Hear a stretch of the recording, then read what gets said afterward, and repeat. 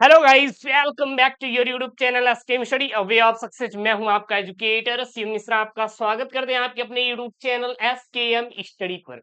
रुकिए रुकिए रुकिए, अच्छा इस पे क्या मिलने वाला है आपको? पूरे पेपर का सोल्यूशन देने वाला हूं भाई साहब। बहुत मेहनत लगी है, मतलब इसमें कह सकते हैं कुल अगर हम बात करें तो 32 घंटे का मेहनत निकल के आया हुआ है और 32 घंटे बाद इसका प्रॉपर सोल्यूशन हुआ है। एक एक क्वेश्चन को मैंने बैठ कर सॉल्व किया है, हर एक टेक्निक से सॉल्व किया है। टेक्निक अलग अलग आप अप्रोच लगा सकते हैं, कोई दिक्कत नहीं, क्योंकि न्यूमेरिकल के आप कई सारी विधियां लिख सकते हैं सॉल्व करने की, ठीक ना। और जो चीज इसमें मतलब एक्स्ट्रा आपको करना रहेगा मैं आपको उसको बता दूंगा, आप चिंता मत करिएगा। एक चीज और, इसमें खास बात क्या है, ये जो मैं आपको पेपर सॉल्व करा रहा हूं इसमें खास बात क्या है, इसमें आपको मैं प्रॉपर प्रॉपर प्रॉपर वे में दूंगा। मतलब समझिएगा, जैसे क्या क्या चीज दिया हुआ है, प्रॉपर इसकी परिभाषा क्या होनी चाहिए, वो चीज मैं दूंगा। कि हर किताब अपनी अपनी लैंग्वेज में लिखते हैं, तो उनके आप उस पे मत जाइएगा कि सर ये इसकी लैंग्वेज में है वो इसकी लैंग्वेज में, ठीक है कोई दिक्कत नहीं। मान लीजिए अगर मेरी भाषा आपको कोई क्वेश्चन का आंसर ना समझ आए तो आप क्वेश्चन बैंक को फॉलो कर सकते हैं, कोई दिक्कत नहीं। मतलब आपको फुल्ली एकदम दिल से पढ़ाएंगे।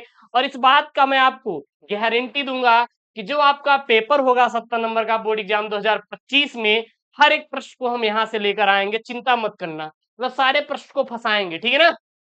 तो एकदम आने वाला एकदम वायरल मॉडल पेपर है।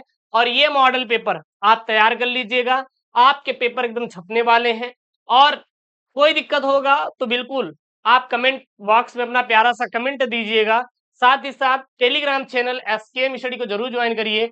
एसकेएम स्टडी टेलीग्राम चैनल का लिंक डिस्क्रिप्शन बॉक्स के अंदर है, जाकर ज्वाइन करिए। किसका वेट कर रहे हैं यार आप लोग? वेट करते रहते, पता नहीं किसका यार। जल्दी ज्वाइन करो जाओगे हैं। और लाइव टारगेट 1000 है। पेपर कोड 346 ई पूरा सॉल्व करने वाले हैं आज। मतलब हम सॉल्व नहीं है, सॉल्व पूरा करेंगे, परेशान मत होइए। दिल थाम के बैठिए ना, हम लेकर आ रहे हैं पूरा पूरा सोल्यूशन। 3 घंटे 15 मिनट का आपको टाइम दिया जाएगा, ठीक है ना। और जो 15 मिनट रहेंगे प्रारंभ, वो आपको प्रश्न पत्र पढ़ने के लिए क्या रहेंगे सर? निर्धारित रहेंगे, निर्धारित रहेंगे। सभी प्रश्न करना अनिवार्य है। इस प्रश्न पत्र में 5 खंड है, खंड अ, ब, स और द तथा य। जो खंड अ रहेगा बहुविकल्पी रहेगा, जो कि आपके 6 नंबर का रहेगा। खंड स लघुत्तरी, खंड ब अति लघुत्तरी जो कि 1 नंबर का रहेगा। खंड स आपका क्या रहेगा? लघुत्तरी टाइप 1 जो कि 2 नंबर का रहेगा। खंड द लघुत्तरी टाइप सेकंड जो कि 3 नंबर का रहेगा। और वहीं पे खंड या आपका विशुद्ध उत्तरी जो कि 5 नंबर का रहने वाला है। सबसे पहले हम बात करें खंड अ की।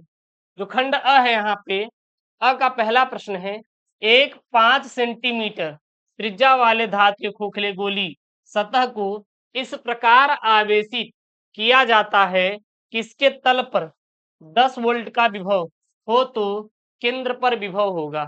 एक बात याद रखना, जब भी कोई कोई खोखला धातु का खोखला कोई गोला है, उसको आवेशित करेंगे तो जो विभव उसके पृष्ठ पर होगा वही विभव उसके केंद्र पर भी होगा। ये बात आप ध्यान दीजिएगा, हमेशा ध्यान दीजिएगा। अगर कोई धातु का खोखला गोला है, धातु का खोखला गोला है, तो जितना आवेश उसके पृष्ठ पर होगा उतना उसके केंद्र पर ही होगा। यह एक नियम है। तो यहाँ पे 0 वोल्ट 10 वोल्ट वही होगा जो 5 सेंटीमीटर की दूरी पर होगा, या फिर वह विभव जो तल से 25 सेंटीमीटर की दूरी पर होगा। तो एक बात ध्यान देना, एक 5 सेंटीमीटर त्रिज्या वाले धातु के खोखले गोली सतह पर इस प्रकार आवेशित करें कि इसका जो तल पर 10 वोल्ट विभव हो तो केंद्र पर 10 वोल्ट ही होगा। तो राइट ऑप्शन आपका यहाँ पे सेकंड वाला हो जाएगा, सेकंड वाला हो जाएगा। अर्थात किसी भी गोलाकार धातु की सतह के अंदर विभव क्या होगा? समान होगा। राइट ऑप्शन आपका सेकंड वाला। ये डायरेक्ट आंसर आप अप्रोच दीजिए, क्योंकि आपके डायरेक्ट सवाल पूछा गया है। क्लियर है ना? इसलिए मैं कहता हूं कोई भी टॉपिक पढ़िए, समझ के पढ़िए, आंसर तगड़ा वाला आप देंगे। अगला प्रश्न है, एक 24 प्रतिरोध वाले तार को एक समबाहु त्रिभुज के रूप में मोड़ा जाता है, ठीक है। तो किन्हीं दो किनारों के बीच प्रभावी प्रतिरोध होगा, प्रभावी प्रतिरोध होगा। ध्यान देना, एक समबाहु त्रिभुज है, यहाँ तीनों भुजाएं क्या है? समान है। ये 8 ओम, ये 8 ओम, ये 8 ओम। किसी दो बिंदु को क्या करे? पकड़ के मोड़ दे, यानी कि 8 8 16। यानी कि एक समबाहु त्रिभुज के दो बिंदुओं के बीच प्रभावी प्रतिरोध गणना करने के लिए समांतर तथा श्रेणी क्रम प्रतिरोध के नियमों का उपयोग करके अगर जब सॉल्व करेंगे तो आ जाएगा 16/3। कितना आ जाएगा? 16/3। और यही क्या हो जाएगा? इसका आंसर हो जाएगा। अगला यहाँ पे है आपका हेनरी प्रति मीटर मात्रक है। हेनरी प्रति मीटर सर मात्रक है। हेनरी प्रति मीटर किसका मात्रक है? विद्युतशीलता का, चुंबकशीलता का, परावैद्युतांक का, स्वप्रेरकत्व का। तो जो सर हेनरी प्रति मीटर मात्रक होता है, हेनरी प्रति मीटर मात्रक होता है, यह चुंबकशीलता का मात्रक होता है। हेनरी प्रति मीटर किसका मात्रक होता है? सब चुंबकशीलता का मात्रक होता है। हेनरी प्रति मीटर चुंबकशीलता, चुंबकीय पारगम्यता या चुंबकीय क्षेत्र की शक्ति को क्या करता है? मापता है। That's the answer. अगला है यहाँ पे, अगला है यहाँ पे एक नाभिक के विखंडन में 3.2 गुरुत्वीय तत्घाते -11 जूल ऊर्जा निकलती है और एक 16 किलोवाट बिजली घर के लिए कितने नाभिक प्रति सेकंड की आवश्यकता होगी? कितने नाभिक प्रति सेकंड की आवश्यकता होगी? 5 गुरुत्वीय तत्घाते 14, 5 गुरुत्वीय तत्घाते 12, 0.5 गुरुत्वीय तत्घाते 12, 0.5 गुरुत्वीय तत्घाते 14। तो इसको हम लोग सॉल्व करते हैं। इसका राइट आंसर क्या आएगा? इसका राइट आंसर आएगा 5 गुरुत्वीय तत्घाते 14। कैसे आएगा? क्योंकि 16 किलोवाट है। अगर 16 किलोवाट है, 1 किलोवाट में कितने जूल प्रति सेकंड? तो 16,000 जूल प्रति सेकंड होता है। 16 किलोवाट में कितने जूल प्रति सेकंड? 16,000 जूल प्रति सेकंड होता है। और 16,000 में आप इतने जूल से क्या करिए? भाग दे दीजिए। यानी कि 16,000 गुणित भागा 3.2 गुणित 10⁻11 जो दिया था भाग करेंगे तो प्रति नाभिक जो आ जाएगा वो क्या आएगा? 5 × 10⁻14 नाभिक प्रति सेकंड आएगा। यही आंसर हो जाएगा। अगला यहाँ पे आपका आयाम मांडलिक तरंग की आवृत्ति एफएम तथा वाहक तरंग की आवृत्ति एफसी। तो मांडलिक तरंग की बैंड चौड़ाई होगी तो क्या होगी? 2 FM होगी। कितनी होगी? 2 FM होगी। क्योंकि एप्लीट्यूड मॉड्यूलेशन की जो बैंडविड्थ होती है कितनी होती है? 2 FM होती है। अगला है यहाँ पे, अगला देखना यहाँ पे है प्रश्न क्या है? V वोल्ट से त्वरित होकर इलेक्ट्रॉन द्रव्यमान m आवेश E एक लक्ष्य से टकराती है तो इलेक्ट्रॉन के टकराने की अधिकतम चाल है। तो इलेक्ट्रॉन की टकराने की जो अधिकतम चाल होगी वो कितनी होगी? √2V/m, √2EV/m होगी। राइट आंसर आपका चौथा वाला हो जाएगा। √2EV/m होगी। यह इलेक्ट्रॉन की उच्च और गति के बीच संबंध को दर्शाता है, जहां ईवी इलेक्ट्रॉन की गतिज ऊर्जा है। ईवी क्या है? इलेक्ट्रॉन की गतिज ऊर्जा है। अगला है आपका खंड ब। फिजिक्स का मतलब होता ही है न्यूमेरिकल। हम लोग बहुत थ्योरी रटते हैं, बहुत डेरिवेशन रटते हैं, लेकिन कभी कभी जो एग्जामिनर होता है ना वो गेम खेल जाता है। आपको उतनी थ्योरी और डेरिवेशन ना देके वो भर भर के न्यूमेरिकल देगा। एक बात ध्यान देना, भर भर के न्यूमेरिकल। फिजिक्स का मतलब होता है न्यूमेरिकल। तो आप लोग कोशिश करिए कि न्यूमेरिकल को सॉल्व करना, न्यूमेरिकल को हल करना। जितने ज्यादा न्यूमेरिकल आप सॉल्व करेंगे उतना ही अच्छा आपका नंबर स्कोर होगा। एक बात करेजा ध्यान देना, यहाँ पे है क्या? दो आवेशित क्षैतिज प्लेटें जिनके बीच 2 सेंटीमीटर है और के बीच 4 × 10⁻13 किलोग्राम भार तथा 2.4 × 10⁻18 किलोग्राम आवेश का एक कण स्थिर छोड़कर लटक रहा है। भार कितना है? 4 × 10⁻13 है। दोनों प्लेटों के बीच विभवांतर ज्ञात कीजिए। जी का मान इन्होंने दे रखा है। चलिए हम लोग इसको सॉल्व करते हैं। हर एक स्टेप बाय स्टेप सॉल्व करेंगे, परेशान मत होइएगा, ठीक है ना।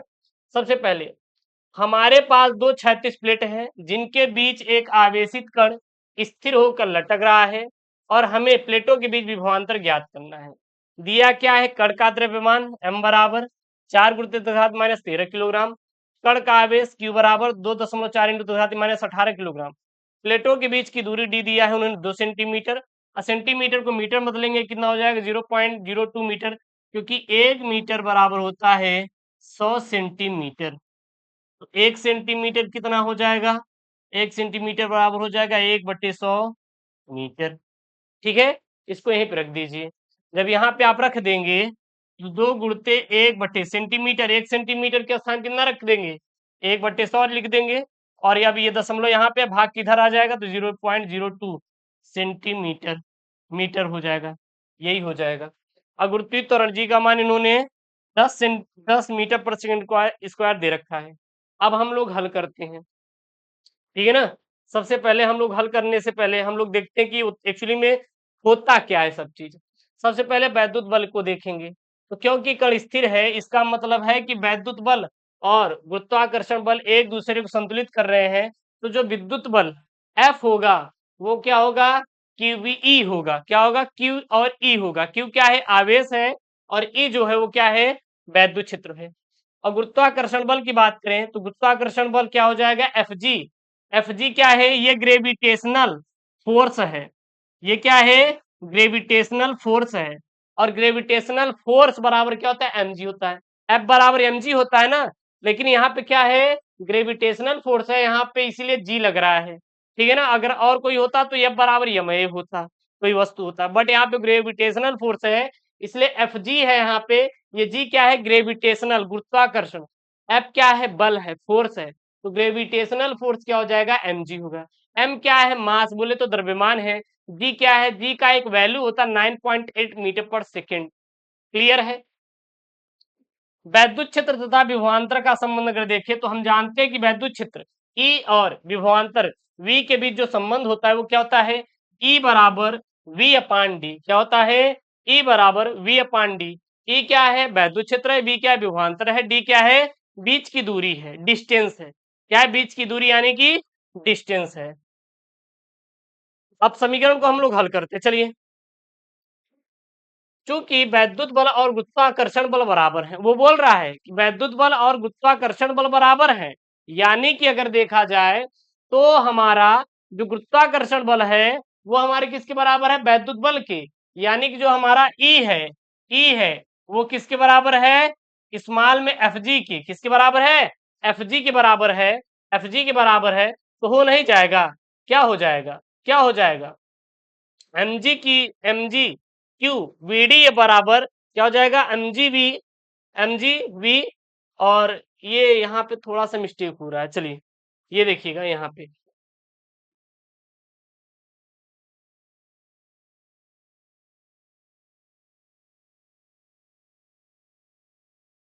चलिए यहाँ पे देखिए, क्यू ई बराबर क्या हो जाएगा, क्यू ई बराबर हो जाएगा mg। क्या हो जाएगा, mg। क्या हो जाएगा, क्यू ई बराबर mg हो जाएगा। अब यहाँ पे क्यू ई जो है, यानी क्यू क्या है, क्यू ई क्या है, जो है आपका ये वैद्युत बल है। क्या है, वैद्युत बल, ठीक ना। यानी कि वैद्युत बल क्यू ई बराबर किसके हो गया, mg के बराबर हो गया, किसके, गुरुत्वाकर्षण बल के बराबर हो गया।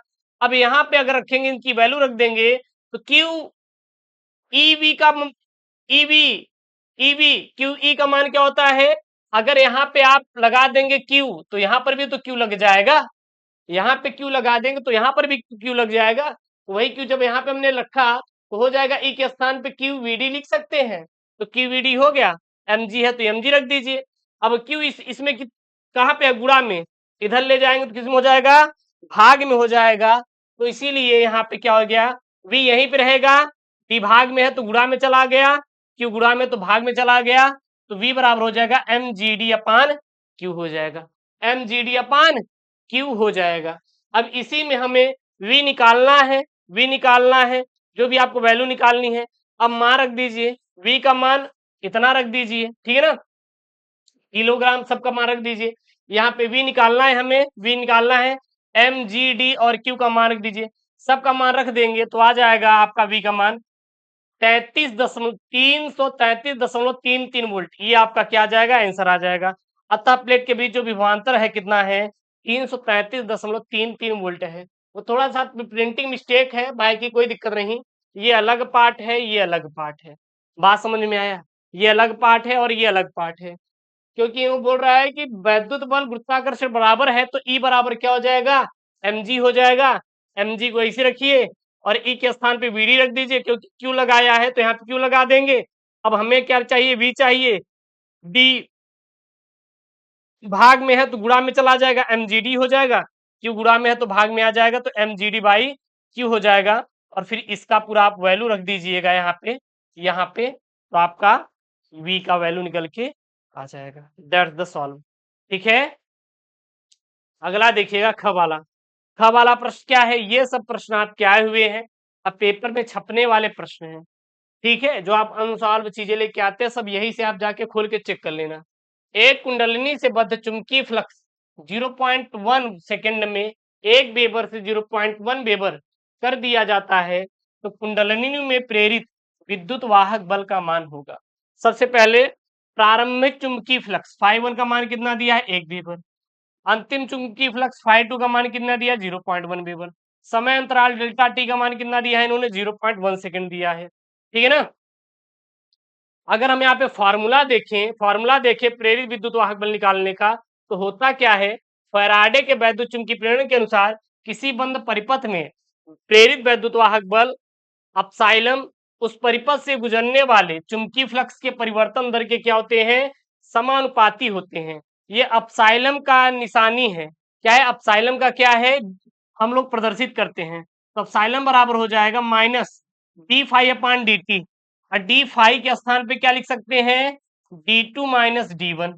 ये आप लिख सकते हैं, परिवर्तन दिखा रहा है। क्या दिखा रहा है, परिवर्तन दिखा रहा है, तो उसको वहां पे आप रख सकते हैं, कोई दिक्कत नहीं। अब जहां देख लेते हैं ई क्या है, तो जो ई है आपका वो प्रेरित विद्युत वाहक बल है। डी फाई क्या है, चुंबकीय फ्लक्स में परिवर्तन है। dt क्या है, समय में परिवर्तन है। एक बात बताइए आप हमें, हमें तो सब कुछ वैल्यू मिली है ना, हमें तो सब कुछ वैल्यू मिली है ना, φ1 φ2 और dt। तो प्रेरित विद्युत वाहक बल का क्या हो जाएगा, क्या हो जाएगा, डेल delta phi upon delta T और डेल्टा फाई है तो φ2 माइनस φ1 अपान डेल्टा टी। रख दीजिए वैल्यू, निकल जाएगा आंसर। देखिए यहाँ पे हम निकाल रहे हैं। अब यहाँ पे चलिए, यहाँ देखिए, चूंकि चुंबकीय फ्लक्स कम हो रहा है इसलिए डी फाई का मान ऋणात्मक होगा। ठीक है ना। अब डी फाई बराबर डी डी फाई बराबर, या डेल्टा फाई लिखिए या डी फाई लिखिए, कोई दिक्कत नहीं, एक बात ध्यान देना। तो डी फाई बराबर φ2 माइनस φ1। अब φ1 का मान रख दीजिए, निकालेंगे तो आ जाएगा आंसर माइनस 0.9 वेबर। अब आप इसको वैल्यू पुट कर देंगे और डेल्टा टी से भाग कर देंगे, तो 0.09 वेबर और भागा 0.1 सेकेंड, कितना आ जाएगा, 9 वोल्ट। और यही क्या हो जाएगा, आंसर हो जाएगा, क्योंकि माइनस पहले से ही है। तो अतः माइनस माइनस प्लस रखेंगे तो 9 वोल्ट। तो कुंडली में प्रेरित विद्युत वाहक बल कितना हो जाएगा आपका, 9 वोल्ट हो जाएगा। और यही करेजा क्या है, आप सभी के लिए आंसर है। कोई दिक्कत, कोई दिक्कत, यहाँ तक किसी बच्चे को कोई डाउट नहीं होना चाहिए। आई होप आप लोगों को बहुत प्यार से समझ में आ रहा होगा। चलिए अगला देखिए यहाँ पे, सूर्योदय तथा सूर्यास्त के समय आकाश में सूर्य लाल दृष्टि गोचर होता है, यानी कि लाल दिखाई देता है। करेजा ऐसा क्यों, तो एक बात ध्यान देना, यहाँ पे बहुत प्यार से आंसर देंगे। सूर्योदय और सूर्यास्त के समय सूर्य का प्रकाश वायुमंडल में अधिक दूरी तय करता है। इस दौरान नीला रंग चारों ओर फैल जाता है और लाल रंग सीधे हमारी आंखों तक पहुंचता है, जिससे सूर्य लाल दिखाई देता है। कोई दिक्कत, मतलब कि सूर्यास्त और सूर्योदय के समय प्रकाश की किरणों को बहुत दूरी तय करनी पड़ती है। 7 रंग होते हैं जिसमें से बाकी सब फैल जाते हैं, नीला भी फैल जाता है, लेकिन लाल जो है यह दूरी तक अपनी तय दूरी करता है, इसीलिए हमें वो लाल दिखाई देता है। कोई दिक्कत, कोई दिक्कत नहीं। अगला है यहाँ पे, प्रकाश वैद्युत कार्यफलन का अर्थ बताइए। तो प्रकाश वैद्युत कार्यफलन क्या होता है, फोटो इलेक्ट्रॉनिक वर्क फंक्शन। तो इसका अर्थ यानी कि प्रकाश वैद्युत कार्यफलन का अर्थ उस न्यूनतम ऊर्जा से है जो किसी धातु या पदार्थ की सतह से इलेक्ट्रॉन को निकालने के लिए आवश्यक होती है, और इसे फाई द्वारा दर्शाया जाता है। और इसका जो मान होता है वो इलेक्ट्रॉन वोल्ट यानी कि ईवी में मापा जाता है। किस में मापा जाता है, ईवी में मापा जाता है। अगला है यहाँ पे करेजा प्रश्न, क्या है, एवलांस भंजन से आप क्या समझते हैं। एवलांस भंजन से आप क्या समझते हैं, एवलांस भंजन होता क्या है, एक एक नंबर वाले प्रश्न बहुत प्यार से इसका आंसर देंगे। तो एवलांस भंजन होता क्या है, एवलांस भंजन एक ऐसी इलेक्ट्रॉनिक घटना है जो अर्धचालक पदार्थों में उच्च वैद्युत क्षेत्र के कारण होती है। जब किसी अर्धचालक पदार्थ का एक निश्चित सीमा से अधिक वोल्टेज लगाया जाता है तो एक श्रृंखलाबद्ध प्रक्रिया शुरू हो जाती है, जिसके परिणाम स्वरूप धारा अचानक क्या होती है, बढ़ जाती है, उसे ही एवलांस भंजन कहा जाता है। आप लोग वीडियो को लाइक नहीं कर रहे हैं, बहुत ही दिक्कत होती है मेरे दिल में, रात को नींद नहीं आती कि हमारे करेजा लोग वीडियो को लाइक नहीं क्यों कर रहे हैं। हमने तो वीडियो को लाइक कर दिया खोल के यहाँ पे अपना चैनल, बट आपने, आपका ही चैनल यार, हमारा क्या यार, हमारा इस दुनिया में कुछ नहीं है। अगर आपको लग रहा है कि हमारा है, हमारा क्या यार, आप लोगों का प्यार है, आप लोगों का प्यार इस बार 1 मिलियन क्रॉस करेगा मुझे पता है। और मुझे इस बात का भी आशा है कि आप लोग जबरदस्त वाला इस बार एसकेएम स्टडी को प्यार देंगे, जो कि अब तक कभी नहीं दिए थे। और मैं आपसे रिक्वेस्ट करूंगा कि यही प्यार बना के रखिए, माँ बाप की सेवा कीजिए, पढ़ाई कीजिए, बाकी हमें कुछ नहीं चाहिए सर। अगर आपको लग रहा है कि सर को कुछ चाहिए, तो कुछ नहीं चाहिए यार, क्या चाहिए, हम कुछ ना लेके आए थे, ना कुछ लेके जाएंगे। आप चले जाइए मणिकर्णिका बनारस में, हजारों लाशें दिन भर जलती रहती हैं, ठीक है ना, तो वहां पे आपको पता चलेगा कि जीवन का सत्य क्या है सर, वजूद क्या है। हम छोटी छोटी चीजों के लिए लड़ते हैं, छोटी छोटी चीजों के लिए झगड़ते हैं, थोड़ा मान सम्मान के लिए कुछ भी करने के लिए उतारू हो जाती हैं, हो जाते हैं ना, और उनके लिए तो घर भी छोड़ के भाग जाते हैं। भाई साहब, आप जरा सोचिए, जरा सोचिए, आपने उनके लिए घर छोड़ने के लिए भाग जाने का वादा कर लिया। आप जरा सोचिए कि जो आपके साथ केवल 5 महीने का वक्त बिताकर आपसे भागने की कोशिश करता है, मैंने देखा भाई साहब, भाई छोड़ो यार, क्योंकि ये 10वीं 12वीं के बच्चे भाग रहे हैं, गर्ल्स एंड बॉयज जो होते हैं भाई भाग रहे हैं, मैंने देखा है स्कूलों में, मेरे अगल बगल 2-3 स्कूल भाई खूब होता है उसमें। तो मैं आपको जरा बता दूं, आप भागने के बाद कहीं जाएंगे नहीं, वापस आ जाएंगे, पता है, क्योंकि कमाई का जरिया तो है नहीं, आप इतने समझदार हो नहीं कि आप कहीं सरवाइव कर जाओगे। अब भाग के जाओगे कहाँ, किसको जानते हैं आप यहाँ पे, हाँ, रील्स देख के, ठीक है। और जरा सोचिए, जो आपको भगा के लेके जा रहा है, जब वो अपने माँ बाप का सगा नहीं हुआ तो आपका क्या होगा। पता लगा आपको बाद में छोड़ के भाग जाए वो, पता लगा वो आपको बाद में छोड़ के भाग जाए, तो देन ये सारी चीजें ध्यान दीजिएगा आप लोग अच्छे से। तो इसीलिए भैया ये सब गलत गलत कदम नहीं उठाना चाहिए। अरे भैया, उनके चक्कर कुछ करना नहीं करेगा। मेरी बातें बहुत बुरी लगेंगी, लेकिन आपके माँ बाप यही रोज समझाते हैं कि सर नीचे करके जाओ, नीचे करके आओ। समझाते कि नहीं, नहीं समझा तो कमेंट बॉक्स में छाप देना, हाँ? हम बता देंगे, समझवा देंगे भैया से। एक कूलाम आवेश में कितने इलेक्ट्रॉन होते हैं, तो एक कूलाम आवेश में 6.25 गुणित 10 घाते 18 इलेक्ट्रॉन होते हैं। 6.25 गुणित 10 घाते 18 इलेक्ट्रॉन होते हैं। आवेश कितना होता है, कमेंट में करेजा आप छापेंगे। यहां तक कोई दिक्कत है क्या, कोई दिक्कत होगी तो बता देना, परेशान मत होना यार, मैं हूं। अच्छा, जब हम हैं तो किस बात की चिंता है, जब हम हैं तो किस बात का गम है। एक सबसे पहले वीडियो को लाइक करो, आप लोग किए नहीं है, देख रहे हैं भैया कितने कम लाइक है, जल्दी करो यार। हम्म, अच्छा कर रहे हैं, ठीक है, करिए करिए यार, हमें भी अच्छा लगता है। चलिए अगला यहाँ पे खंडस, 3 नंबर वाले हैं, 2 नंबर वाले। तीसरे क, हाइड्रोजन परमाणु की आणविक कक्षा में इलेक्ट्रॉनों की ऊर्जा का सूत्र लिखिए, ठीक है। इसके आयनन विभव तथा प्रथम उत्तेजन ऊर्जा का भी आपको मान लिखना है, मतलब थोड़ा एक्सप्लेन करके समझाना, मैं बहुत अच्छे से एक्सप्लेन करूँ, चिंता मत करिएगा। सबसे पहले, हाइड्रोजन परमाणु में इलेक्ट्रॉन विभिन्न ऊर्जा स्तरों में पाए जाते हैं, यानी कि देखेंगे तो जो हाइड्रोजन होता है उसमें कई कक्षाएं होती हैं, उसमें अपने अपने कक्षाओं में इलेक्ट्रॉन स्थित होते हैं।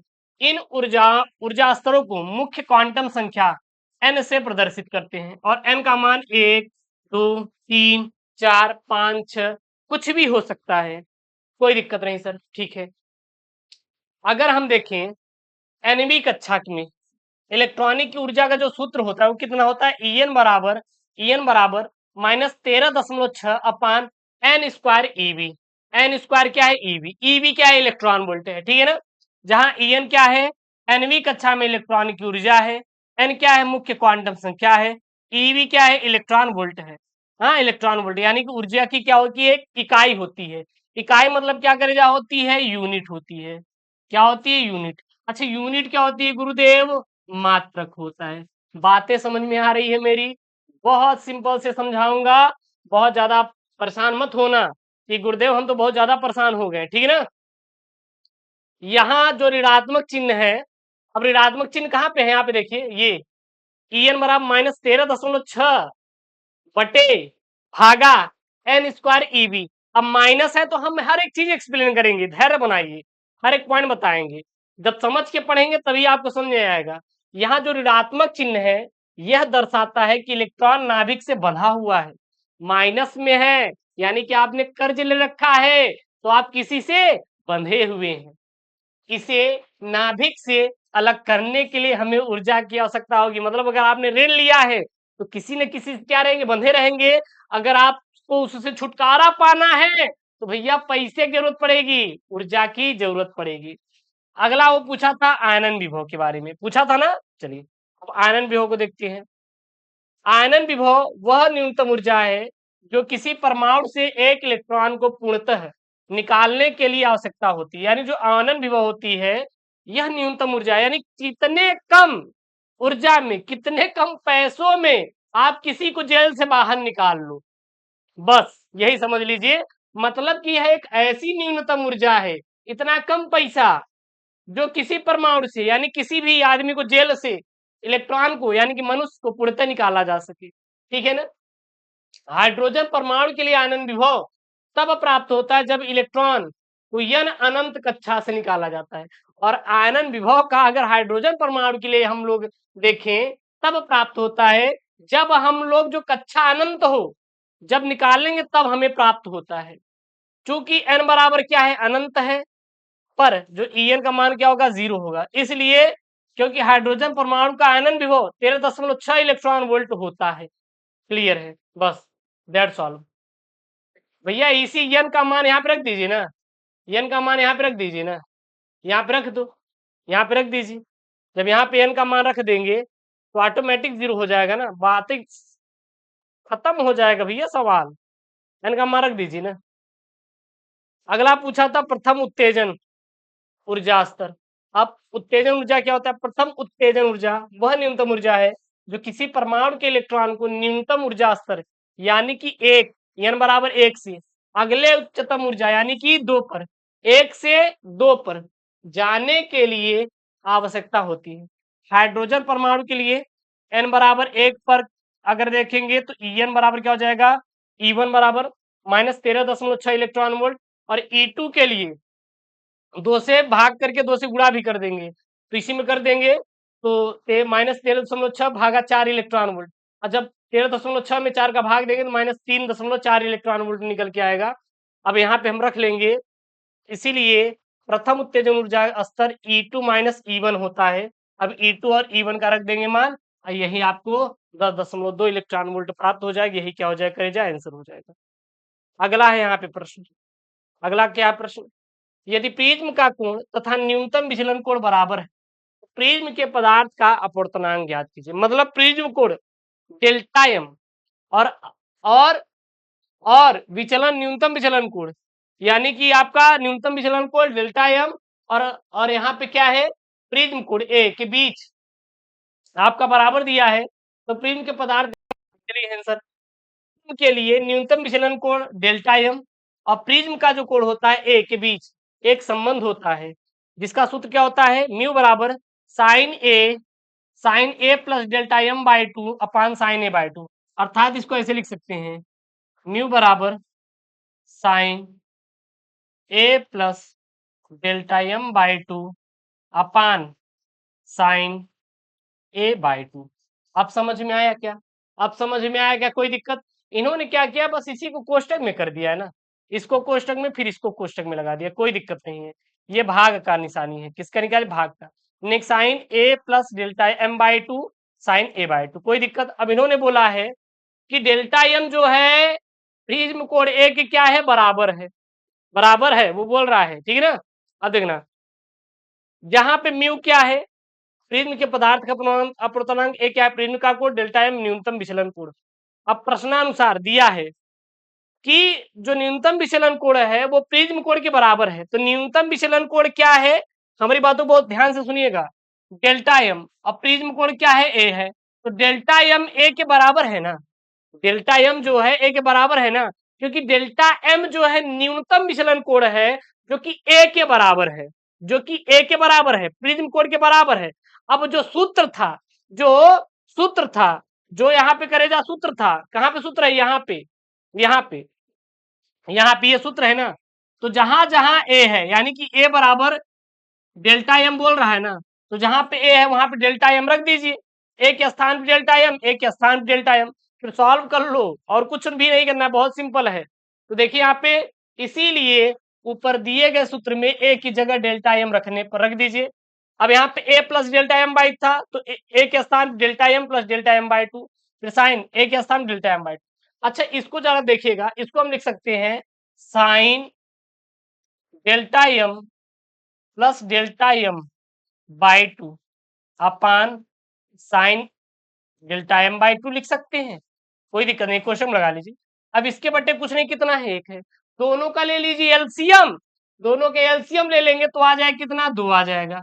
अब दो में एक का भाग देंगे, दो दो दो डेल्टा एम आ गया, प्लस दो में दो कैंसिल, डेल्टा एम आ गया, दो delta M plus delta M कितना हो गया, तीन delta M sine three delta M by two upon sine sine delta M by two, यही तो यहाँ पे दिया है, sine three M delta sine three delta M by two sine delta M by two हो गया, कोई दिक्कत नहीं, बस यही चीज है, ये भाग में है, इसका एलसीएम ले लिया है, इसको हम ऐसे लिख सकते हैं।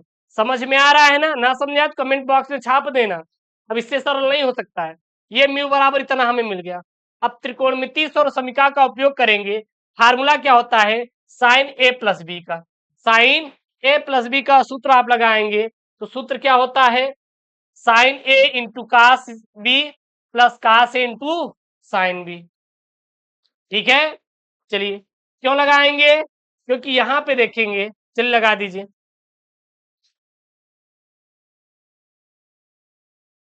अब यहाँ पे लगा दीजिए, जब लगा देंगे इसका सूत्र तो निकल के आ जाएगा, यहाँ पे कितना आ जाएगा, म्यू बराबर two cos delta M by two, अतः हमें प्राप्त क्या हो गया, म्यू बराबर two cos delta M by two, क्योंकि यहाँ पे आप फॉर्मूला लगा दीजिएगा वही जो मैंने दिया है यहाँ पे, दैट्स ऑल। भैया यहाँ पे नहीं लगा सकते हैं, यहाँ पे नहीं लगा सकते हैं, साइन ए प्लस बी है ना, साइन ए प्लस बी है ना, यहाँ पे साइन ए प्लस बी का सूत्र नहीं लगा सकते, नहीं लगा सकते। यहाँ देखिए साइन ए प्लस बी का सूत्र लगाइए ना।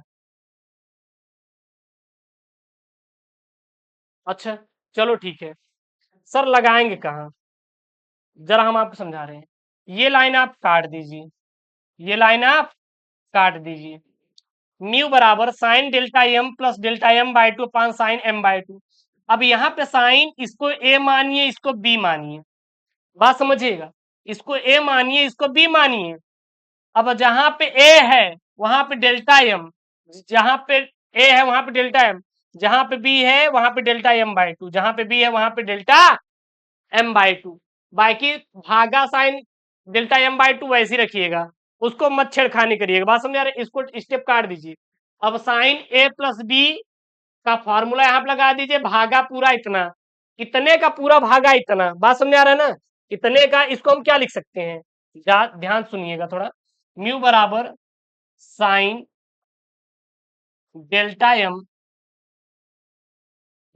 M plus delta M by two पूरे का भागा, क्या है यहाँ पे, ये देखिए इसका मतलब पूरे का भागा है sine delta M by two. अब यहाँ पे देखिए sine delta M plus delta M by two यानी साइन ए प्लस बी, अब यहाँ पे साइन ए प्लस बी का फॉर्मूला लगा दीजिएगा, जहां पे डेल्टा एम है वहां पे ए रखिए, जहां पे डेल्टा एम बाई टू है वहां पे बी रखिए, रखिएगा फिर भाग दे दीजिएगा, आराम से आंसर आ जाएगा। यहाँ पे रखा और मैंने मैंने टोटल क्या कर दिया, यहाँ पे भाग कर दिया, टोटल से भाग कर दिया, यानी कि क्या आ गया, म्यू बराबर sine delta M by two into cos delta M by two, ठीक ना, cos delta M by two into sine delta M by two रख दीजिए यहाँ पे, और इसको निकाल लीजिए, निकल के आ जाएगा two cos delta M by two, और यही क्या हो जाएगा, आपका सोल्यूशन हो जाएगा, और कुछ भी नहीं होगा, ठीक है। चलिए अतः में क्या प्राप्त होगा, म्यू बराबर two cos A by two, that the solve, यानी कि यदि प्रिज्म कोण और न्यूनतम विचलन कोण बराबर है तो प्रिज्म के पदार्थ का अपवर्तनांक क्या होगा, two cos A by two के बराबर होगा, दैट्स ऑल। क्योंकि यहाँ पे फिर डेल्टा एम प्राप्त हो रहा है ना, अब डेल्टा एम किसके बराबर है, ए के, यानी न्यूनतम विचलन कोण प्रिज्म कोण के बराबर है, फिर वही आके रख दीजिए, तो डेल्टा एम के स्थान पे ए रख दिए तो ये निकल के आ जाएगा। अगला प्रश्न देखिएगा क्या है। अगला प्रश्न है, एक पारदर्शी माध्यम पर आपतित प्रकाश परावर्तन के बाद पूर्णतः ध्रुवित हो जाता है। यदि माध्यम का ध्रुवण कोण 60 डिग्री है तो अपवर्तन कोण का मान ज्ञात कीजिए तथा तथा माध्यम का अपवर्तनांक भी ज्ञात कीजिए। ठीक है, चलिए कोई दिक्कत नहीं, पहले देखेंगे। जब किसी प्रकाश किरण किसी पारदर्शी माध्यम पर आपतित होती है और परावर्तित प्रकाश पूर्णतः ध्रुवित हो जाता है तो यह स्थिति बूस्टर का कोण कहलाता है। इस स्थिति में आपतन कोण ध्रुवण कोण के क्या होता है, प्रायः और प्रायः बराबर होता है। अब ध्रुवण कोण इन्होंने दे रखा है आई बराबर 60 डिग्री, ठीक ना। अब हम हल करेंगे, अपवर्तन कोण आर को सबसे पहले ज्ञात करेंगे। चलिए अपवर्तन कोण आर निकालना है, आई का मान हमें दिया है ऊपर, तो बूस्टर के नियम के अनुसार जब आपतन कोण आई ध्रुवण कोण के बराबर होता है तब आपतित कोण और अपवर्तित कोण एक दूसरे के लंबवत होती है, अर्थात आई प्लस आर बराबर 90 डिग्री। हमें हमें क्या चाहिए, आर चाहिए, अपवर्तन कोण चाहिए, तो आर यहीं पे रखिए, आई को उधर फेंक देंगे, हटा देंगे, तो आर बराबर जब इधर ये प्लस में उधर जाएगा तो माइनस में, आर बराबर क्या हो जाएगा 90 डिग्री -1 माइनस आई। अब आई के स्थान पे कितना दिया है, 60 दिया था, तो 90 में से 60 कितना आ जाएगा 30, अतः अपवर्तन कोण कितना आ गया 30 डिग्री आ गया। कोई दिक्कत, कोई दिक्कत नहीं।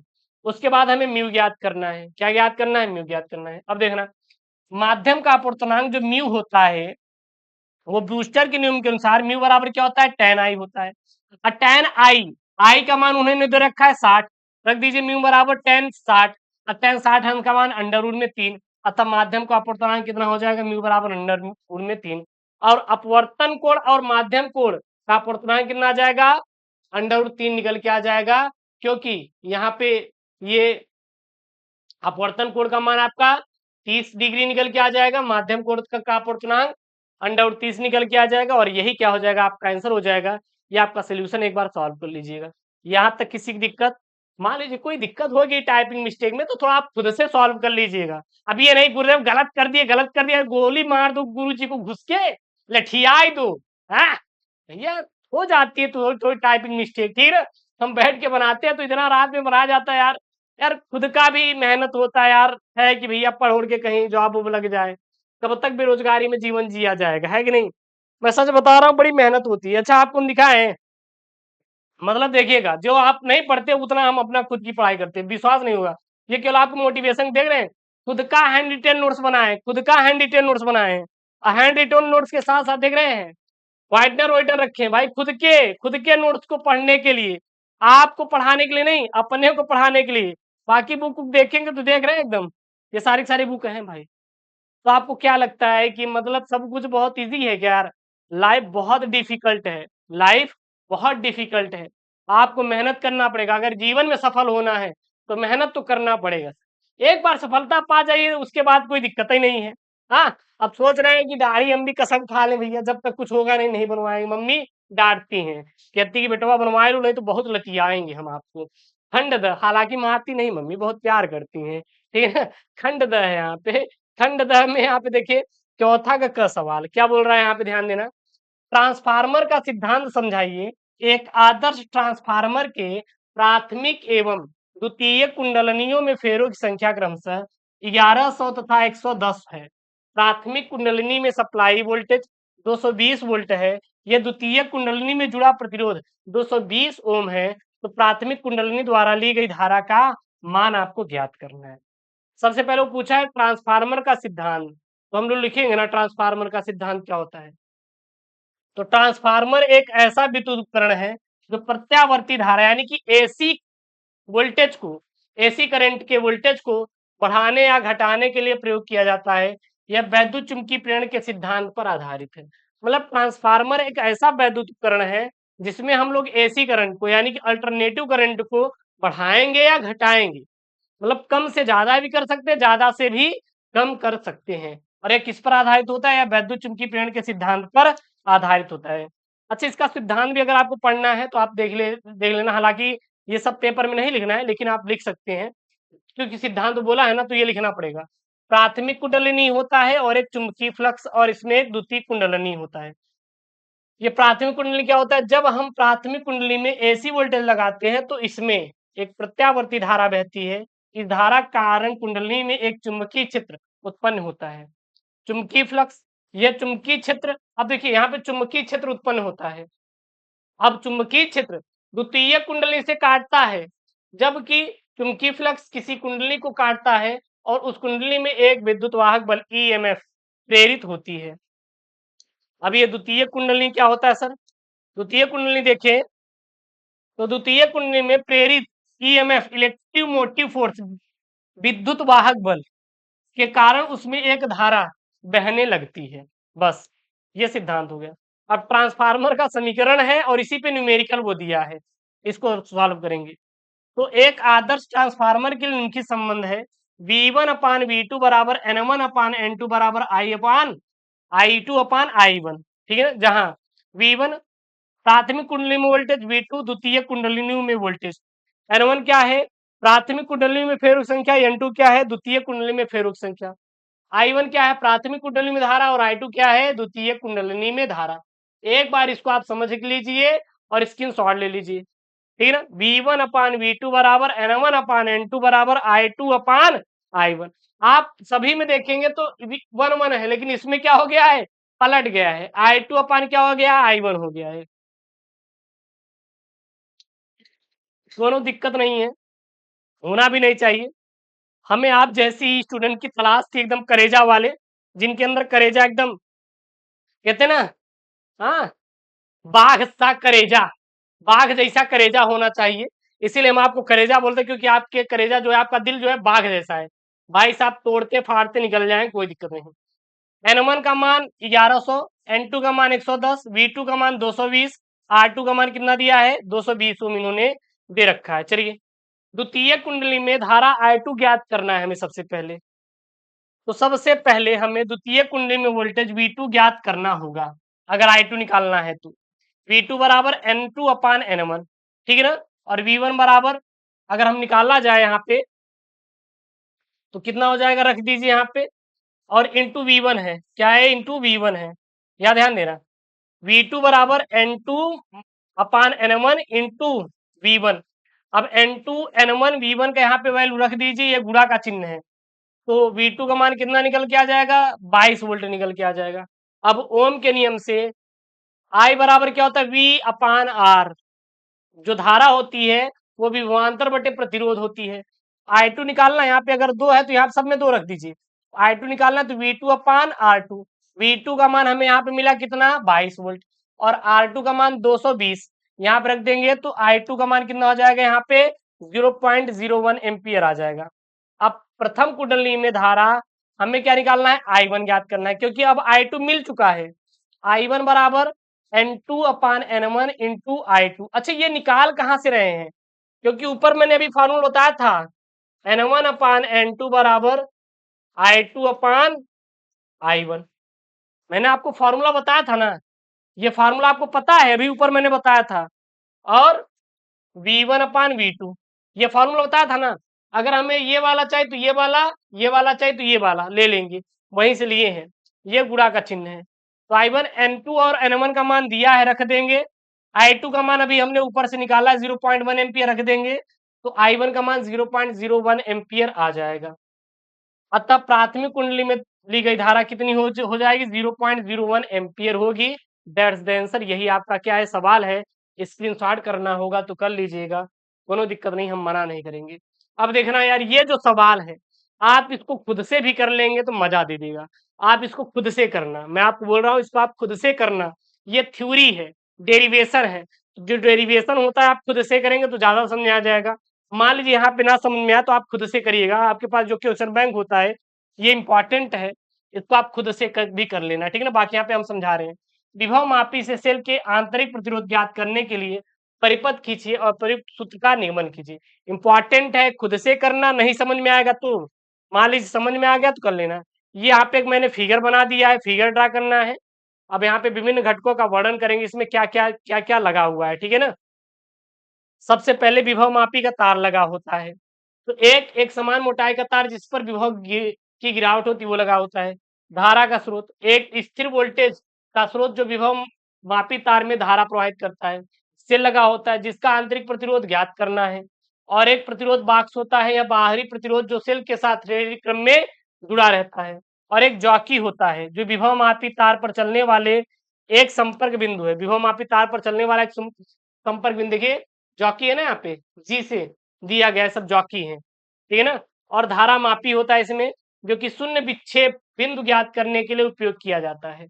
अब हम लोग इसका सूत्र का निगमन करते हैं। मान लीजिए ई बराबर क्या है, सेल का विद्युत वाहक बल है, आर क्या है, सेल का आंतरिक प्रतिरोध है, स्मॉल आर कैपिटल आर प्रतिरोध बॉक्स में लगाया गया प्रतिरोध है, और जो यहाँ पे है L1, L1 क्या है, जो यहाँ पे L1 है ये क्या है, जब कुंजी K1 बंद है तो कुंजी K2 खुली हो तब शून्य विक्षेप में जॉकी की स्थिति है, क्या है L1। और यहाँ पे L2 क्या है आपका, L2 क्या है, जब कुंजी K1 और K2 दोनों बंद हो तब शून्य विक्षेप के लिए जॉकी स्थिति है, और K क्या है, विभव मापी तार के प्रति एकांक का प्रतिरोध है। अब स्थिति 1, जब कुंजी K1 और K2 बंद है, K1 बंद है और K2 क्या है, खुली है, तो क्या हो जाएगा, तो जो सेल का टर्मिनल वोल्टेज V बराबर क्या हो जाएगा, E हो जाएगा, और विभव मापी तार L1 का भाग विभव का पतन, L1 भाग पर विभव का जो पतन हो जाएगा क्या हो जाएगा, V के L1 हो जाएगा। और स्थिति 2, जब कुंजी K1 और K2 दोनों क्या है, बंद है, जब दोनों बंद है तो क्या हो जाएगा, परिपथ में कुल प्रतिरोध R plus small R, capital R plus small R, तो परिपथ में धारा I, ये L है ये I है, I देखेंगे तो ऐसे है यहाँ पे, और यहाँ पे L1 के जैसे बना हुआ है, देखिए यहाँ पे जरा देखिए ऐसे है, ध्यान देना। तो I बराबर E upon capital R plus small R, cell का टर्मिनल वोल्टेज V डैश बराबर E माइनस आई आर बराबर E माइनस ई कोष्टक में small R by capital R plus small R, ठीक है। अब विभव मापी तार L2 भाग पर विभव पतन क्या हो जाएगा, V डैश के L2 हो जाएगा। अब दोनों स्थितियों में के L1 बराबर E, के L2 बराबर E, और इसको आप रख लेंगे, ठीक ना। अब दूसरे समीकरण में भाग दे देंगे और इसको पुनः स्थिति में लाएंगे तो यही क्या हो जाएगा, आपका फॉर्मूला हो जाएगा। हालांकि इसको आप खुद से करेंगे तो ज्यादा समझ में आएगा, इसमें ना समझ में आया हो तो मैं पहले ही बोल दिया, फॉर काइंड इंफॉर्मेशन आप इसको खुद से करेंगे। ये वाला सवाल क्या है, थोड़ा ध्यान दीजिएगा, ये खुद से पढ़ के जाएंगे। ये सवाल कौन सा सवाल है, थोड़ा ध्यान दीजिए यहाँ पे, विभव मापी से किसी सेल की आंतरिक प्रतिरोध ज्ञात करने के लिए परिपथ खींचिए तथा प्रयुक्त सूत्र का निगमन कीजिए। इसको आप खुद से क्या करेंगे, सॉल्व करेंगे। अगला यहाँ पे ग वाला सर सवाल है, क्या सवाल है, यदि एक इलेक्ट्रॉन को विरामावस्था V वोल्टेज तक त्वरित किया जाए तो इस इलेक्ट्रॉन से बद्ध डी ब्रॉगली तरंगदैर्ध्य का व्यंजक प्राप्त कीजिए। चलिए, डी ब्रॉगली के सिद्धांत के अनुसार प्रत्येक गतिशील कण यानी कि इलेक्ट्रॉन, प्रोटॉन आदि एक तरंग के समान व्यवहार करता है। इस तरंग को डी ब्रॉगली तरंग कहते हैं, और इसकी तरंगदैर्ध्य लैम्डा को डी ब्रॉगली तरंगदैर्ध्य कहा जाता है।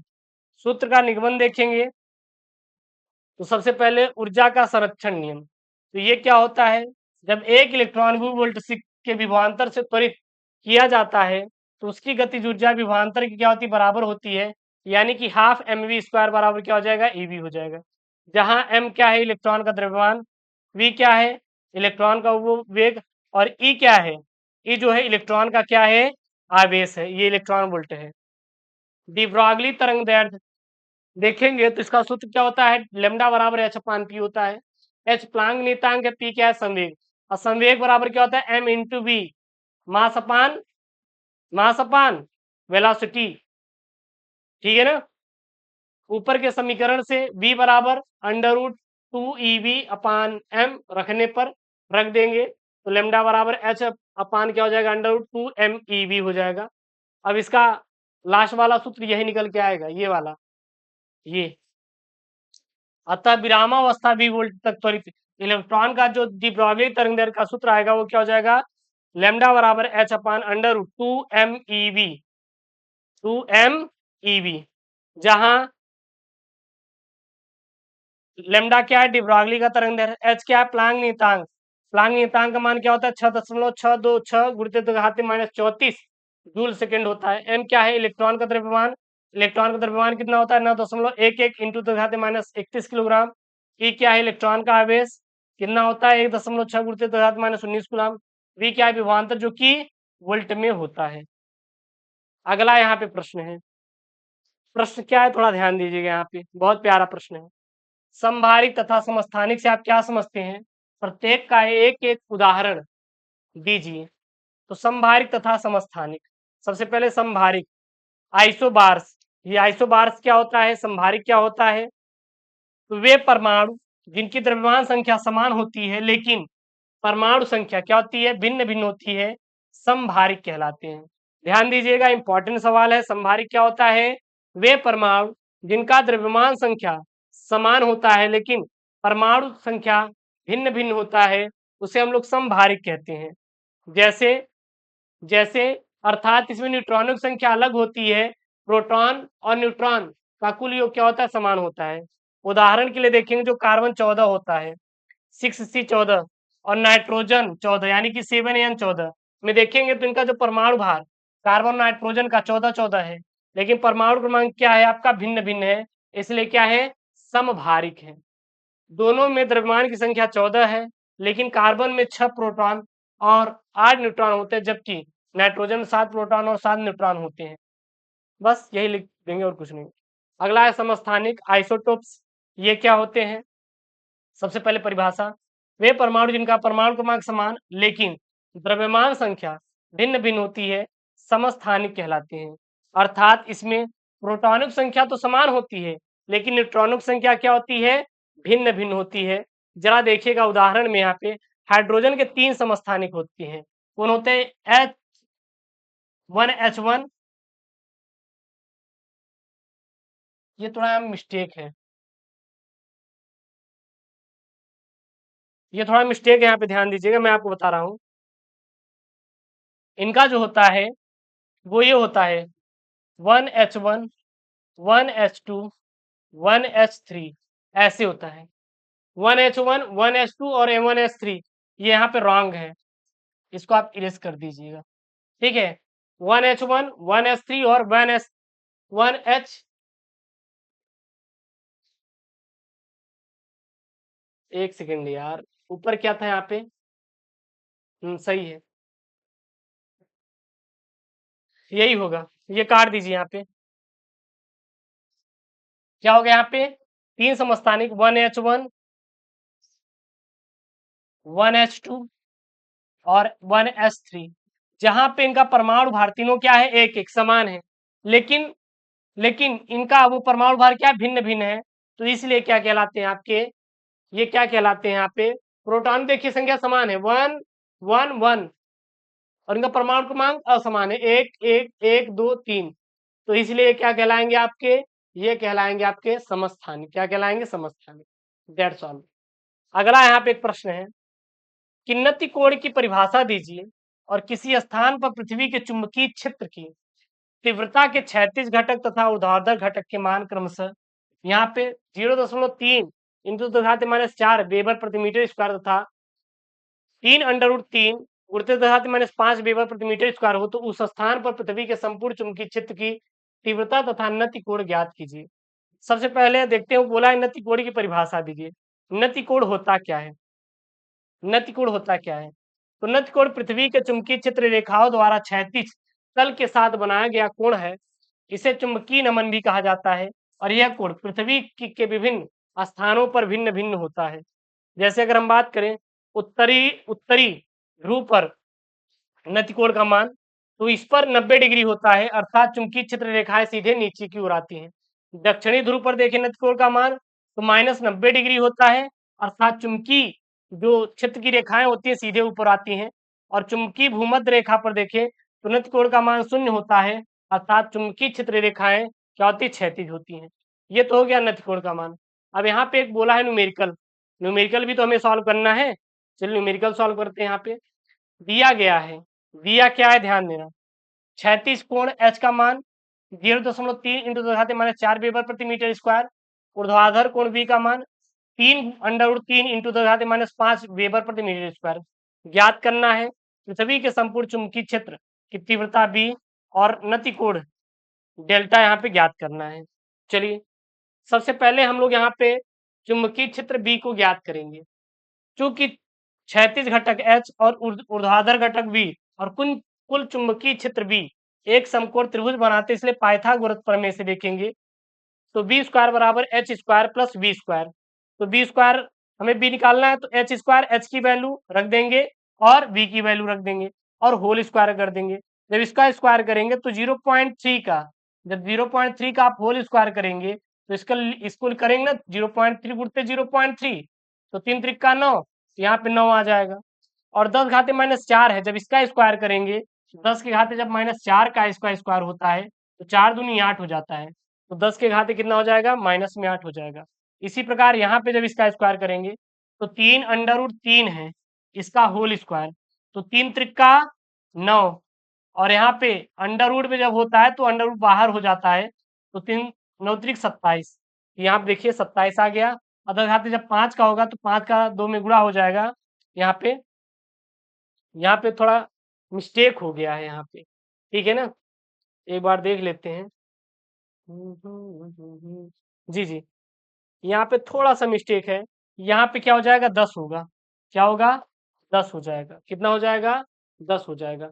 अब यहाँ पे आप गुणा कर लीजिए, गुणा कर लेंगे, चलिए 9 में 27 यहाँ पे है, ठीक है ना, आप इसको ऐसे ही रखिएगा, कोई दिक्कत नहीं, कोई दिक्कत नहीं। चलिए इसको हम यहाँ पे सॉल्व कर रहे हैं, जरा ध्यान दीजिएगा, आप लोग जरा ध्यान दीजिएगा। यहाँ पे क्या है बी स्क्वायर, इसको छोड़िए, इसको छोड़िए, ये देखिए बी स्क्वायर है, तो बी स्क्वायर बराबर, अब यहाँ पे देखेंगे ये 10 घाते -10 है, ये 9 है और ये 27 है, कितना है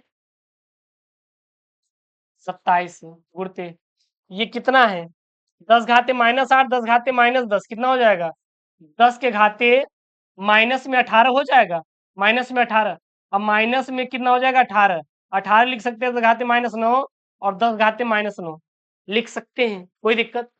अब यहाँ पे आप जब दोनों पक्षों का वर्गमूल ले लेंगे तो केवल बी का बी स्क्वायर है ना, हमें बी का मान चाहिए, तो बी का जब आप मान निकालेंगे तो आपका यहाँ पे निकल के आएगा, कितना आएगा पता है, चलिए निकालिए। जब इसका आप वर्गमूल लेंगे तो 3 त्रिक 9 और 3 त्रिक 9 त्रिक 27, यहाँ पे थोड़ा ध्यान दीजिएगा, ये 9 गुणते 27, इसका वर्गमूल निकालिए, 3 गुणते 3 त्रिक 9 9 त्रिक 27, 3 त्रिक 9 9 त्रिक 3 त्रिक 9 9 त्रिक 27, और फिर यहाँ पे हो जाएगा, एक सेकंड, या पहले इसको लिखते हैं, 3 त्रिक 9 3 त्रिक 9 त्रिक 27, तो 2 3 बाहर हो जाएंगे, यानी कि 9 हो जाएगा बाहर, अंडर रूट 3 आ जाएगा, और यहाँ पे एक अंडर रूट बाहर हो जाएगा, यानी कि इंटू 10 घाते -9, और यही इसका क्या हो जाएगा आंसर हो जाएगा। ये गलत आंसर है, राइट आंसर आपका ये हो जाएगा 9 अंडर रूट 3 इंटू 10 घाते -9 वेबर प्रति मीटर स्क्वायर, ठीक है ना, ये आप थोड़ा ध्यान दीजिएगा, इसको यहाँ पे आप नोटेट कर लेंगे। यहाँ पे गलत ये निकाला हुआ है सॉल्व करके, ये गलत सॉल्व किया, ठीक है ना, वो वाला राइट होगा आपका, क्लियर है ना, वो वाला क्या हो जाएगा आपका राइट होगा, यहाँ पे गलत निकाला है वो। ओ यार मिस्टेक हो गया यार, यहाँ पे तो प्लस है यार, यहाँ पे क्या है प्लस है यार, मिस्टेक हो गया, सॉरी सॉरी, माफी चाहते हैं यार, माफी चाहते हैं, इतना देर लपेट दिए आपको हम, यहाँ पे प्लस है, तो 9 में अगर 37 जोड़ेंगे कितना हो जाएगा 36 हो जाएगा, ये 10 आएगा क्योंकि इसमें करे 10 आएगा, तो ये कितना हो जाएगा माइनस में 18 हो जाएगा, क्या हो जाएगा 18 हो जाएगा। जब ये इसको हम लोग स्क्वायर करेंगे तो जब इसका हम दोनों पक्षों को वर्गमूल लेंगे तो बी बराबर क्या हो जाएगा 6 हो जाएगा, ठीक है ना, और अंडर रूट यहाँ पे क्या हो जाएगा आपका, यहाँ पे अच्छा ये आपस में जुड़ेंगे, ठीक है ना, बट गलत हो रहा है यहाँ पे यार मिस्टेक हो रहा है, ये थोड़ा आप खुद से सॉल्व करिएगा, इसके लिए माफी चाहते हैं, ये आप खुद से सॉल्व करिएगा, ये पूरा सवाल ही हमें लगता है मिस्टेक है, प्रिंटिंग मिस्टेक हो गया है, इसको आप खुद से सॉल्व कर लेना, ठीक है ना, इसको आप खुद से सॉल्व कर लेना। नेट कोड का यहाँ पे आप मान निकाल लीजिए, कोई दिक्कत नहीं, नेट कोड का यहाँ पे आप मान निकाल सकते हैं। चलिए नेट कोड निकाल लीजिए, नेट कोड डेल्टा एम को निम्न के सूत्र द्वारा ज्ञात कर सकते हैं, 10 डेल्टा एम बराबर वी अपन एच, वी और एच का मान रख दीजिए, तो 10 डेल्टा बराबर क्या हो जाएगा अंडर 3, और अंडर 3 को आप कैसे लिख सकते हैं, यहाँ पे tan है, यहाँ पे क्या है आपका tan है, जब tan उधर जाएगा तो डेल्टा बराबर हो जाएगा आपका tan इनवर्स अंडर रूट में 3। अच्छा, अंडर रूट में 3 का मान कितना होता है, अंडर रूट 3 में जो 3 का मान होता है वो होता है tan 60 अंश का। कितने का मान होता है, tan 60 अंश का। तो इसको जब रखेंगे तो बाहर हो जाएगा tan इनवर्स tan 60 अंश, तो इनवर्स में tan 3 तो 60 अंश, यहाँ पे त्रिकोण का मान कितना आ जाएगा 60 अंश। ठीक है ना, बाकी आप सवाल कर लीजिएगा। अगला यहाँ पे है पांचवा का क, वो वाला जो सवाल है थोड़ा मिस्टेक था, हमने सॉल्व भी किया, आंसर नहीं आया, दैट उसको सॉल्व कर लीजिएगा। पांचवा का है एक 10 मेगा हर्ट्ज वाहक तरंग का आयाम 20 मेगा वोल्ट है, इसे 10 किलो हर्ट्ज की श्रवणित तरंग जिसका आयाम कितना है यहाँ पे 10 MV के साथ मॉड्यूलेट किया गया, तो परिणामी मॉड्यूलित तरंग के ऊपरी तथा निचले पार्श्व बैंड की आवृत्तियां उनके आयाम ज्ञात कीजिए। इसको यार खुद से सॉल्व कर लेना, ठीक है ना, इसको सॉल्व करेंगे बड़ा टाइम लग जाएगा, इसको आपको खुद से सॉल्व करना है, ये सब न्यूमेरिकल है, ये भी आपका न्यूमेरिकल है, ये न्यूमेरिकल है, कर लोगे कि नहीं, बहुत सिंपल है। यहाँ पे प्रतिरोध दिया है, देखिए 1 ओम प्रतिरोध तथा 0.01 हेनरी प्रेरकत्व के श्रेणी परिपथ से 200 वोल्ट की प्रत्यावर्ती धारा लाइन जुड़ी हुई है, जिसकी आवृत्ति 50 हर्ट्ज है। परिपथ की प्रतिघात जेडीएल और प्रतिबाधा जेड तथा परिपथ में धारा आई को ज्ञात करना है, दिया है। हाँ, सबसे पहले आपको दिया है, यहाँ पे आर दिया है, एल दिया है, बी दिया है, एफ दिया है। सबसे पहले प्रतिबाधा जेडीएल की गणना कर लेंगे, फार्मूला रख देंगे, आपका जेडीएल का मान 3.14 ओम आ जाएगा। फिर प्रतिबाधा जेड ज्ञात कर लीजिएगा, जेड का यहाँ पे फॉर्मूला दिया है, वैल्यू पुट करेंगे 3.3 ओम आ जाएगा। फिर धारा का मान यहाँ पे ज्ञात कर लेंगे, धारा रखेंगे यहाँ पे कितना आ जाएगा 60.6 एम्पियर, अर्थात जेडीएल जेड और आई का मान ये है, आप लोग निकाल लेंगे। उसके बाद यहाँ पे अगला ग वाला जो सवाल है, मुक्त इलेक्ट्रॉनों का अनुगमन वेग से आप क्या समझते हैं, 1 मिलीमीटर व्यास के चांदी के तार में 75 मिनट में 90 कूलाम आवेश प्रवाहित होता है। यदि प्रति सेंटीमीटर आयतन में मुक्त इलेक्ट्रॉन की संख्या 5.8 इंटू 10⁻22 हो तो ज्ञात कीजिए वैद्युत धारा तथा इलेक्ट्रॉन का अनुगमन वेग। सबसे पहले मुक्त इलेक्ट्रॉन का अनुगमन होता क्या है, तो किसी चालक में प्रवाहित होने वाली विद्युत धारा कारण मुक्त इलेक्ट्रॉन एक निश्चित और औसत से वैद्युत क्षेत्र के विपरीत दिशा में गति करते हैं, और इस औसत वेग को ही मुक्त इलेक्ट्रॉनों का अनुगमन वेग कहते हैं। कोई दिक्कत नहीं है, ठीक है ना। उसके बाद यहाँ पे प्रश्न सॉल्व करेंगे, दिया है तार का व्यास d 1 mm और mm को मीटर बदलेंगे तो 0.001 मीटर, समय 75 मिनट, सेकेंड बदल लेंगे, आवेश q है यहाँ पे 90 कूलाम है, अब प्रति घन सेंटीमीटर मुक्त इलेक्ट्रॉन संख्या n बराबर 5.8 × 10⁻22 इन्हें दे रखा है, प्लस में 22 यहाँ पे ज्ञात करना है I और VD अनुगमन वेग। सबसे पहले धारा निकाल लेंगे, I बराबर Q अपान T होता है, मान रख देंगे तो 0.2 एम्पियर आ जाएगा, अतः धारा 0.002 एम्पियर, और इलेक्ट्रॉन का अनुगमन वेग VD ज्ञात करना है, तो इसमें धारा घनत्व तो जे वाला फॉर्मूला लगाएंगे, जे बराबर होता है NE इंटू VD यही रखिए, NE को भाग में दे देंगे, ठीक है ना। यहाँ पे n, यहाँ पे सब कुछ दिया हुआ है, यहाँ पे आप वैल्यू पुट करेंगे तो आपका यहाँ पे निकल के आ जाएगा VD का मान, ठीक है ना, कोई दिक्कत नहीं, हो गया। ये अथवा में करके लिखना है, ठीक है ना। मान लीजिए वो सवाल नहीं आ रहे तो ये, बाकी यहाँ पे जो सवालें दी गई हैं इसको आप खुद से कर लेना। देखिए यहाँ पे दिया अगला, हाइगेंस के द्वितीय त्रिंकाव के सिद्धांत के प्रवर्तन की व्याख्या कीजिए, ठीक है ना, इसको आप खुद से कर लेना, इसमें ज्यादा वो नहीं है, डिफिकल्ट नहीं है, अगर हम इसको वीडियो करेंगे तो बहुत बड़ा हो जाएगा, खुद से सॉल्व कर लेना। अगला यहाँ पे लंबी दूरी के रेडियो प्रेषित लघु बैंड का उपयोग क्यों करते हैं तथा लंबी दूरी में टीवी के लिए प्रेक्षण उपग्रह क्यों उपयोग करते हैं, तो लंबी दूरी के रेडियो प्रेषण में लघु तरंग बैंड का उपयोग, तो लंबी दूरी के रेडियो प्रेषण में लघु तरंग बैंड का उपयोग करने के पीछे मुख्य कारण है कि आनन मंडल यानी पृथ्वी के वायुमंडल का एक भाग जिसे आयनन मंडल कहते हैं, आयन मंडल कहते हैं, सूर्य की परावैंगनी किरणों के कारण आयनित हो जाता है, और ये आयनित परतें लघु तरंगों को परावर्तित करने में क्या होती हैं, क्षमता रखती हैं। सबसे पहले परावर्तन, दूसरा क्या है आर्थिक। तो जब लघु तरंगे आयन मंडल से टकराती है तो वे परावर्तित होकर पृथ्वी पर वापस आ जाती हैं, और इस तरह ही प्रेषक से सिग्नल को पृथ्वी पर बहुत दूर तक पहुंचाया जाता है। आर्थिक रूप से तो लघु तरंग बैंड का उपयोग करके रिपीटर्स या रिले स्टेशन की संख्या कम होती है, जिसमें लागत कम आती है, ठीक है ना। ये आपका चित्र यहाँ पे दिया गया है, इस प्रकार से ये अपना काम करती है। लंबी दूरी के टीवी के लिए उपग्रहों का उपयोग हम लोग करते हैं यहाँ पे,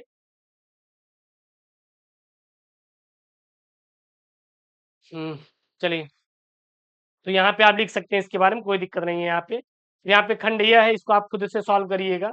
यहाँ मैंने पूरा पूरा सॉल्व कराया, बट यहाँ पे टाइम बहुत ज़्यादा टेकन हो जाएगा, तो इसको हम लोग अगले अगले वीडियो में देख लेंगे, ठीक है ना। तो ये आप खुद से कर लेना है, इसको पूरा पूरा सवाल है, इसको आप खुद से 8वां, और यहाँ पे 8वां है, ये 2 सवाल हैं, और ये आपका 7वां है। ये आप 6-7 सवाल है, इसको खुद से कर लेना, और ये 9वां और लास्ट सवाल है, ठीक है ना। इसको आप खुद से कर लेना। तो ये रहा आपका फिजिक्स का फुल पेपर सोल्यूशन। इसमें 5-6 सवाल है, मैंने आपको दिया है करने के लिए, आप खुद से कर लेना, क्योंकि टाइम बहुत ज़्यादा हो जाएगा, 1 घंटे से ज़्यादा का वक्त बीत चुका है। और जो मैंने इसमें टिक करवाया उसको कर लेना, एक न्यूमेरिकल जो इसमें रॉन्ग हो रहा था, टाइपिंग मिस्टेक था, उसको कर लेना, कोई दिक्कत नहीं। ये रहा आपका क्लास 12 फिजिक्स का फुल पेपर सोल्यूशन, जो कि आपके बोर्ड परीक्षा 2025 बोर्ड के लिए है। सबसे पहले वीडियो को लाइक करिएगा, चैनल को सब्सक्राइब करिएगा, और अपने दोस्तों के साथ वीडियो जरूर शेयर करिएगा। इसका पीडीएफ हम टेलीग्राम चैनल एसके मिस्ट्री भेज देंगे, जाके वहां से डाउनलोड कर लीजिएगा। मिलते हैं नेक्स्ट वीडियो में। ओके दोस्तों, thank you, Jain, take care, bye bye, और लव यू ऑल स्टूडेंट यार।